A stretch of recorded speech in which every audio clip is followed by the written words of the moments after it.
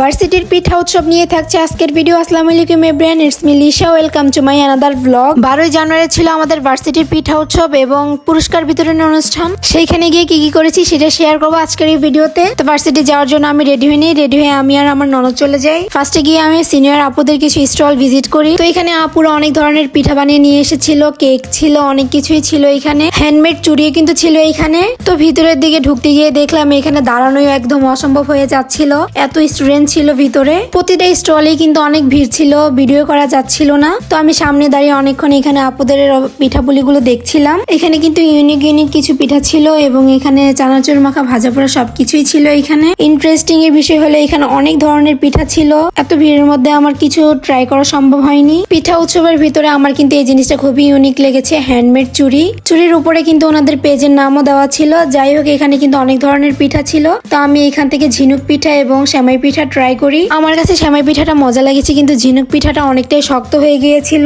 যাই হোক, আমি কিন্তু সবগুলো স্টল ভিজিট করতে পারিনি কারণ এত পরিমাণ ভিড় ছিল। তো অনুষ্ঠানের জন্য কিন্তু আমাদের কলেজটা খুব সুন্দর করে সাজানো হয়েছিল। এখানে কিন্তু ফটো বুথ ছিল, যেখানে সামনে অনেক ভিড় ছিল, দাঁড়ানো একদম অসম্ভব হয়ে যাচ্ছিল। তো আমি এখানে ভার্সিটির বাসের সামনে দাঁড়িয়ে যাই কারণ এইখানে একটু ভিড় কম ছিল এবং কিছু ছবি এবং ভিডিও ক্লিক করে নিয়ে এখানে দাঁড়িয়ে। তো আমি খুবই সুন্দর একটা শাড়ি পরেছিলাম, পুরো লাল টুকটুকে একটা শাড়ি।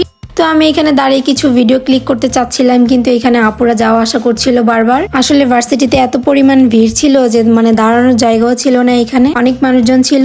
যাই হোক, তো আমি আরেকটা সেলফি বুথের সামনে চলে যাই, কিন্তু এখানেও প্রচুর পরিমাণ ভিড় ছিল। তো আমি এখানে স্টেজের পাশে দাঁড়িয়ে কয়েকটা ভিডিও করে নিচ্ছিলাম। এখানে প্রচুর পরিমাণ মানুষ ছিল। আমি ভার্সিটি যতদিনে গিয়েছি এত মানুষ কিন্তু কখনোই দেখিনি একসাথে।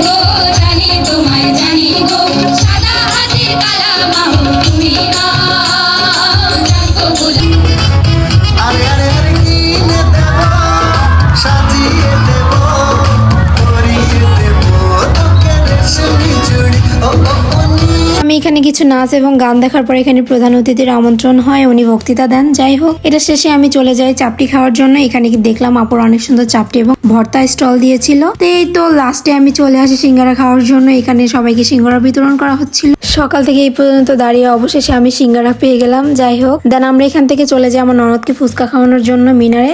তো আজকের ভিডিওটা ছিল এই পর্যন্ত। আল্লাহ হাফেজ এভরিওয়ান।